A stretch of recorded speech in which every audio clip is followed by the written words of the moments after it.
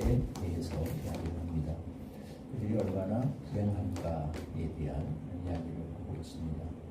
하나님을 부인하는 자들의 불행, 그렇게 제목을 붙일 수 있겠죠. 이 말을 그대로 반대로 뒤집으면 이런 말도 할 수 있습니다. 하나님을 인정하는 자들의 행복, 하나님을 부인하는 자들이 왜 불행하고 하나님을 인정하는 사람들의 행복이 어떠한가, 이렇게 이야기를 할 수 있겠습니다. 파스칼이 그 유명한 명제가 있죠.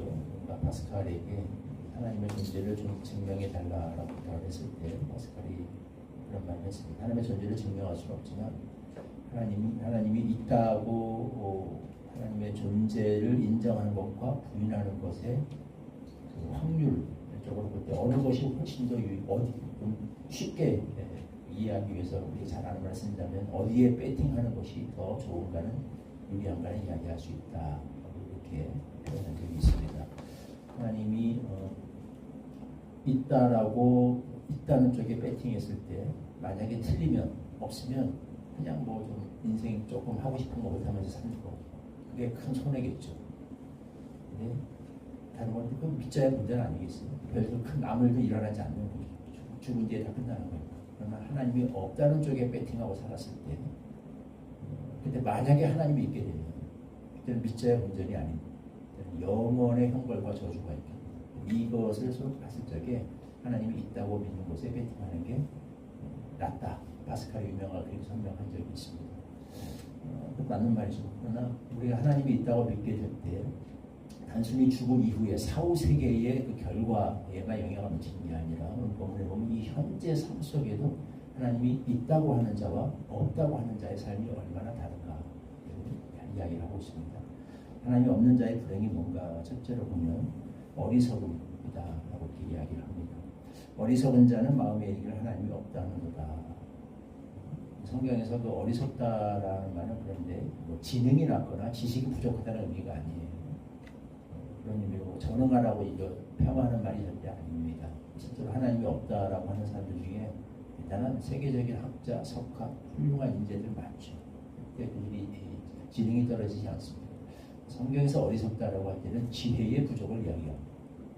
지식이 있고 똑똑한 것 같으나 사실은 깊은 어떤 본질을 꿰뚫어보는 통찰과 어떤 지혜의 부족이 있을 때 어리석다라고 성경은 그렇게 이야기를 하죠.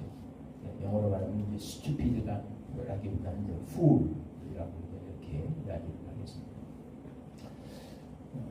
그래서 사실은 성경이 수많은 곳에서 이야기하죠. 왜 그런가?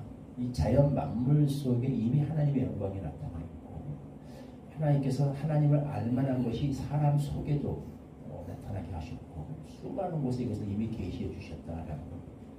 그걸 보지 못하는 그 어리석음을 지적하는 거죠.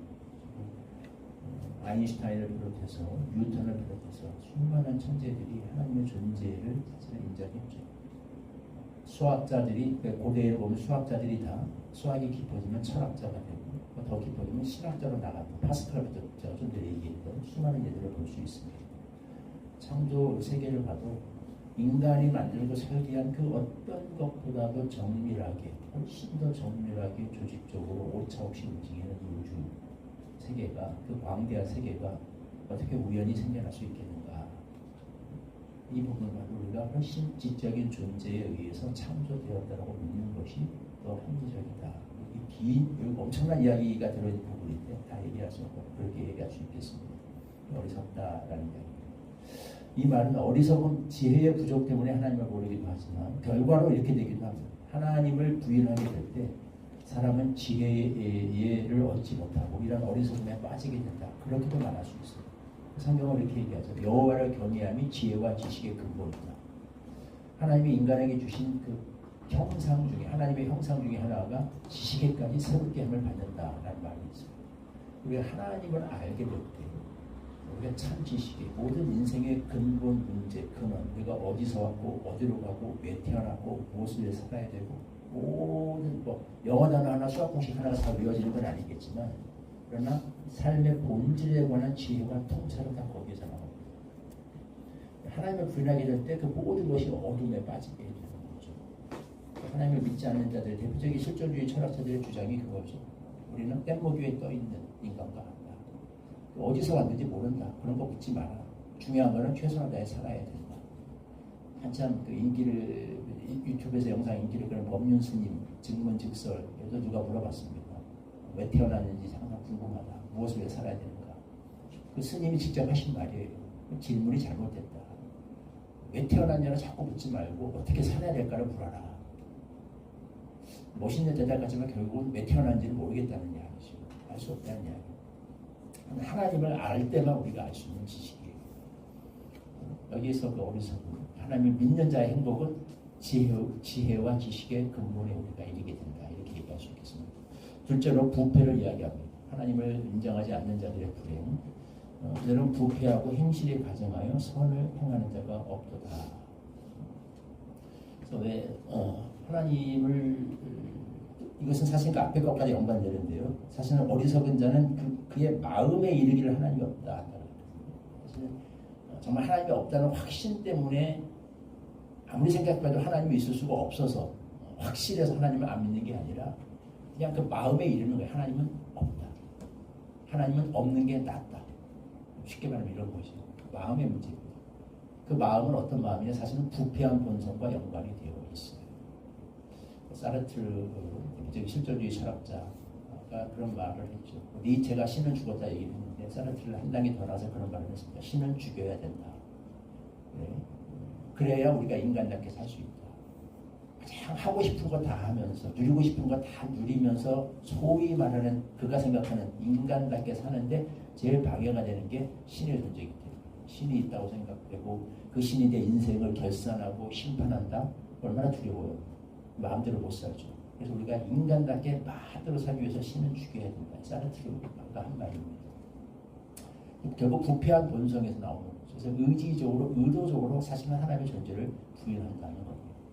그들은 그렇게 되면 인간이 인간답게 살 수 있다.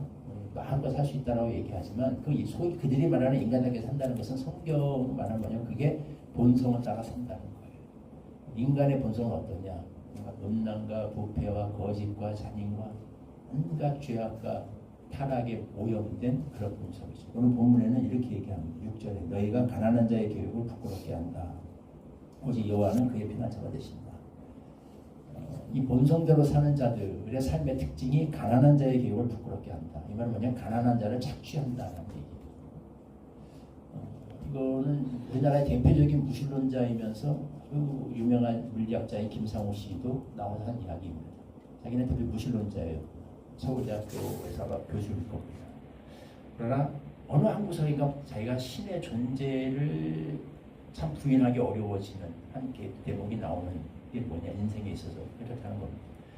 진화론적 논리에 따르면 이 세상은 약육강식이 지배합니다. 당연한 생존의 원리예요. 가진 자가 없는 자의 것을, 강한 자가 약자의 것을 뺏어서 사는 게 동물의 세계에서는 정당합니다. 이 세상이 그렇게 돌아가요. 근데 왜 인간만은 그러면 안 되는가? 왜 인간은 힘 있는 자가 센 놈이 없는 놈 뺏어서 사는 게 뭐가 다른지, 자연이 다 그런 건데 왜 인간은 그러면 안 되는가? 이걸 설명할 방법이 신의 존재 말고는 없다. 이렇게 강의에서 얘기한 겁니다. 맞죠? 하나님이 없다라고 한다면 적자생존입니다. 약육강식이에요. 힘 있는 사람이 없는 사람, 가진 자가 가난한 자의 것을 뺏어서 사는 게 뭐가 나쁜가? 세상이 다 그렇게 돌아가고 자연이 다 그렇게 돌아가는데 결국 그렇게 돌아갑니다. 하나님 부인하에 제 삶을 살 때 결국 그 본성대로 살게 되죠. 그래서 하나님을 부인하게, 신을 존재를 부인하게 될 때 자유로워지고 인간다워지는 게 아니라 본문에 우리 성경에 따르면 부패해지고 3절에 보면 다 치우쳐 더러운 자가 된답니다. 한마디로 더러워지는 겁니다. 삶은 굉장히 더러운 삶은 육체의 멋있는 말로 포장을 하죠. 나는 내 감정에 충실한다. 감정에 충실한다는 게 사실 더러운 본성을 따라 산다는 이야기. 하나님을 부인할 때 그렇게 됩니다. 반면에 우리가 하나님을 인정하게 될 때 우리의 성품이 신령해지죠. 거룩해지죠. 예수 그리스도의 그 성품에 이르기까지 장성한 분량에 이르게 되고 하나님의 거룩하시고 온전하신 성품이 우리 안에 회복되는, 이 세상에서 비록 조금 덜 누리고 때로는 손해보고 희생하고 고난도 당하고 그렇게 살 수 있어도 우리 안에 하나님의 형상이 회복이 되어서 우리가 하나님 같이 됩니다. 성경은 그렇게 하나님 우리를 그렇게 만드시겠다. 천사도 흠모하고 모든 자연 만물이 우리를 통해서 하나님의 어떠하심을 보게 되는 그런 단계에 이르게 되는 놀라운 축복이죠. 하지만 세 번째로 하나님이 없다 하는 자들의 불행은 뭐냐? 5절에 보면 거기서 그를 두려워하고 두려워한다. 여기 두려움이라는 거. 많은 사람들이 이렇게 얘기하죠. 왜 인간이 신을 믿는가? 약해서 그렇다. 두려워서 그렇다. 자기 힘으로 할 수 없는 한계 상황에서 신의 존재를 인정하면 그나마 마음이 편안해지니까. 그래서 신을 믿는 거다. 이게 나약한 자들이다. 라고 그렇게 이야기를 합니다.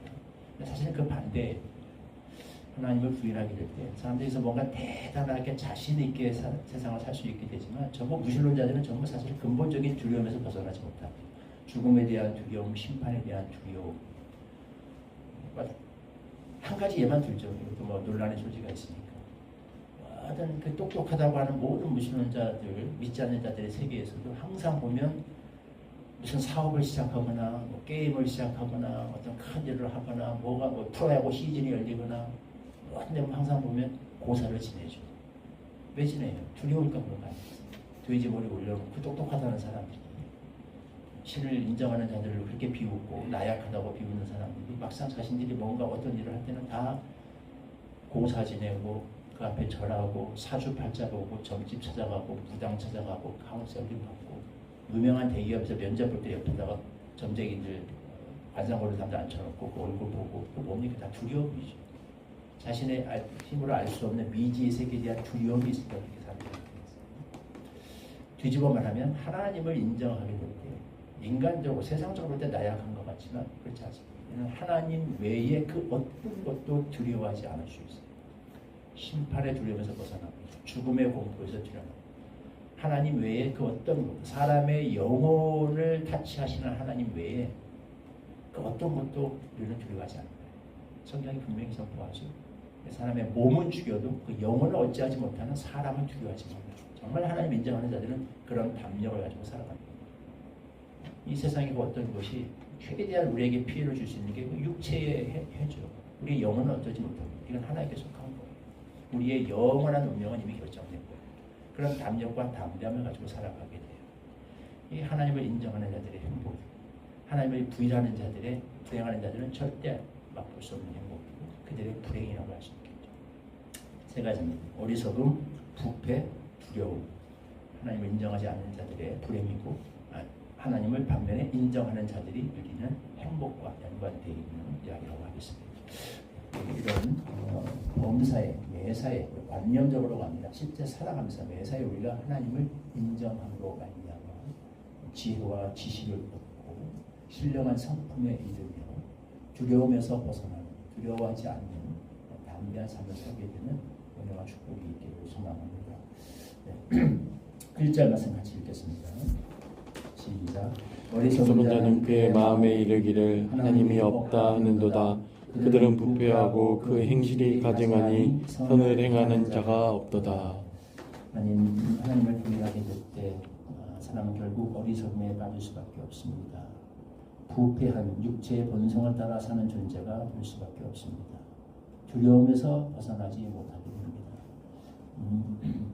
우리가 범사의 반면에 하나님을 인정하며 살아가게 될 때 지혜와 지식의 근본에 이르게 됩니다. 그리스도의 신령한 성품이 회복되는 것을 보게 됩니다. 무엇보다 모든 두려움과 염려와 근심에서 벗어나 확신 가운데 살게 되는 것을 다시 한번 깨닫고 감사를 드립니다.